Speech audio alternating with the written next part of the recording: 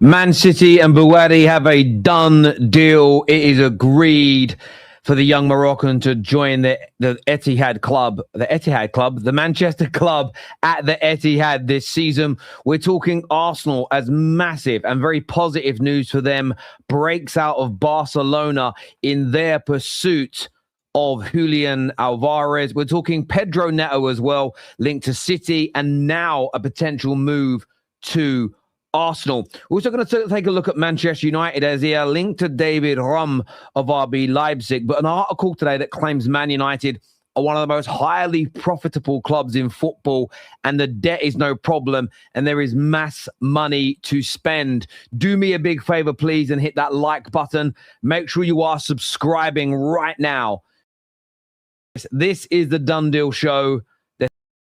Welcome back to the show, everybody. We're talking Rodri, Bouadi, Pedro Neto. We're talking Julian Alvarez, David Raum, and more. Plus, I want to get into this article today that alludes to the fact that Man United have mass money to spend, that there shouldn't be any thrifty, there shouldn't behavior, any budgeting, and we should just go big. And why I agree with parts, but fundamentally disagree now with the social media narrative that is being pushed, because it's a dangerous one, and it is, for me, bad behavior.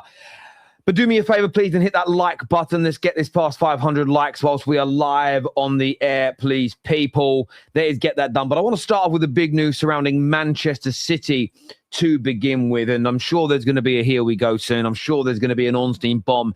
It just feels that way. But a big Ben Jacobs update here in relation to Rodri to go through, where he says Barcelona are pushing to finalize a move for Rodri in the coming hours.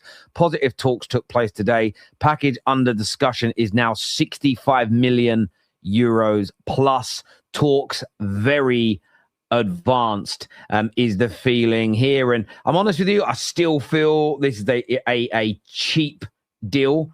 I still feel that this deal is one that at 55 million pounds still feels a little bit cheap, but it is accelerating towards completion. It's much better than the 38 million pounds we were talking about the other day. That felt offish to me. But Barcelona very, very confident indeed. Every Barca outlet, every Barcelona source, every Barcelona report I read is just one of confidence, calmness, and excitement. And that tells you the player. Got one of my dog's hairs in my mouth. Oh, sorry. It tells you that deal is going to happen. And I think they're getting him at a brilliant price. They're getting an amazing football player. Chelsea for a couple of years and done okay. But Man City are now looking at him. And a report has also come out today that I wanted to share on this show. And Simon Phillips has said that Arsenal have informed Pedro Neto's agents that they are interested in signing him. Chelsea are open to receiving offers for him, but the price must be suitable. The price Chelsea are asking to sell Neto is around 70 million pounds. Now, I don't know about you guys. I'm not going to change my stance on this because Arsenal are linked to him. I don't like Man City. I'm not meant to like them, but I don't understand them signing him. And I don't understand why Arsenal would do it. If I'm honest with you, I think Pedro Neto is a good football player. But Pedro Neto, in my personal opinion, is not a 70 million pounds football player.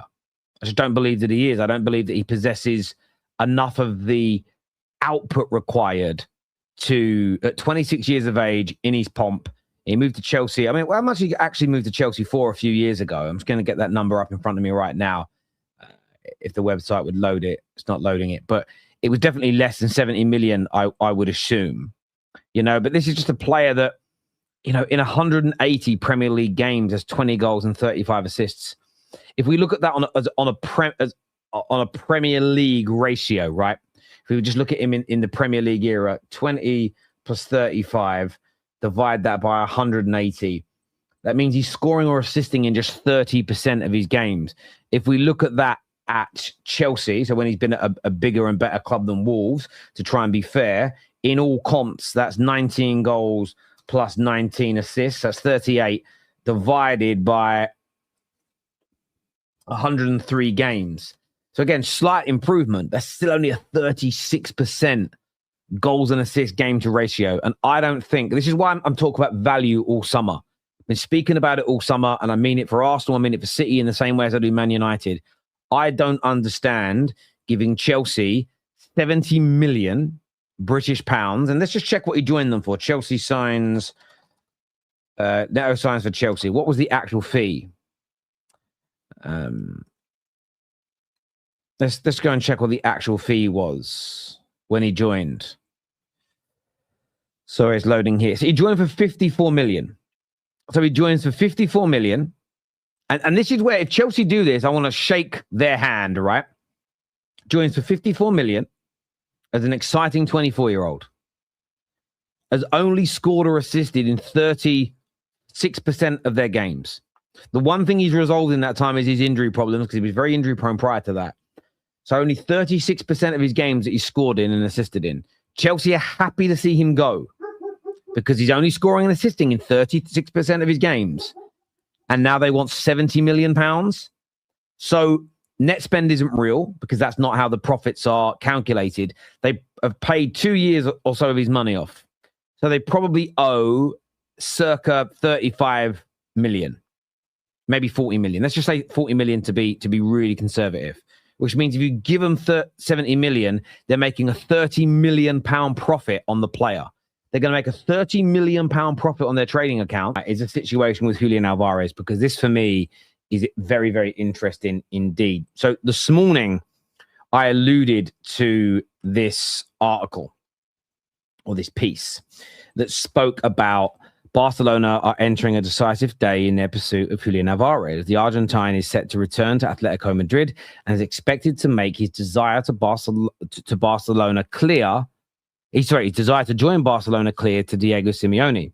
If Atletico continue to block his exit and Julian Alvarez refuses to back down, tensions could escalate quickly. I think that's really, really fair. And we spoke on this morning. I said, well, there's a reason that PSG and Arsenal have not officially pulled out of this deal, because they are waiting in the wings. And his return was always going to be key, because there's three outcomes, which is Atletico refuse to sell to Barca, but the player still wants to leave and joins another club.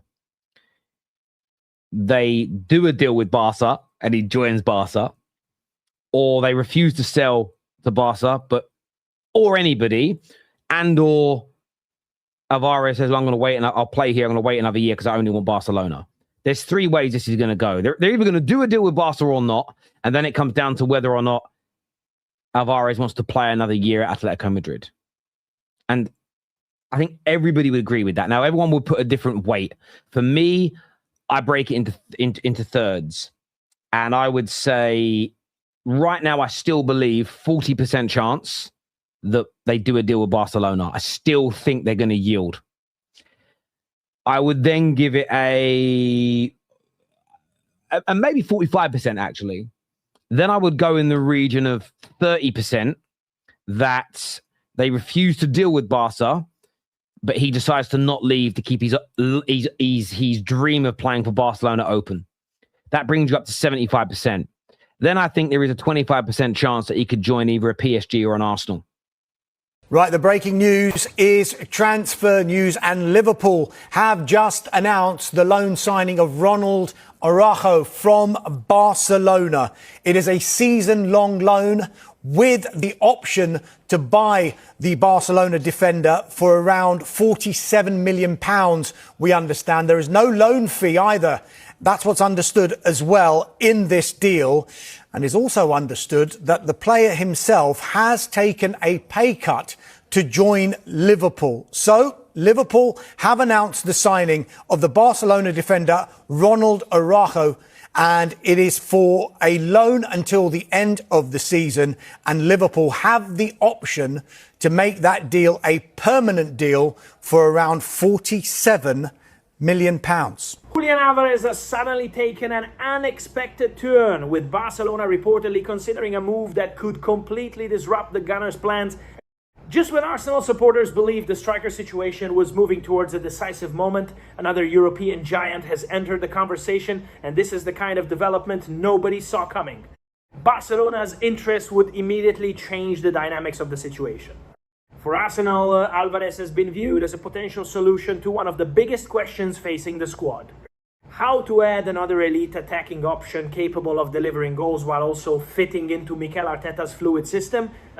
The Argentine's ability to operate as a central striker, drop into midfield and combine with teammates makes him an unusually versatile forward.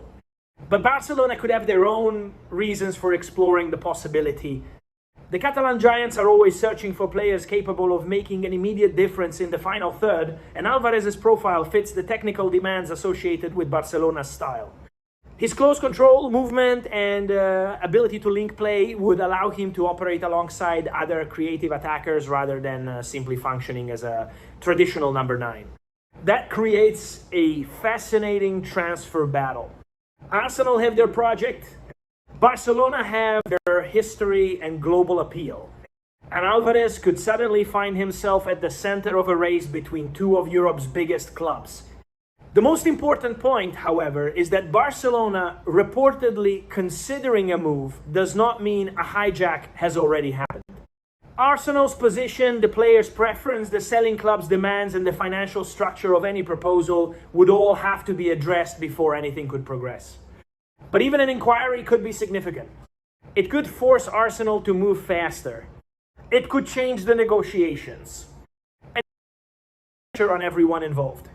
For Arsenal supporters, this is where the story becomes uncomfortable. The longer a major transfer remains unresolved, the more opportunities there are for another club to intervene. A deal that appears close one day can look completely different after one phone call from a rival.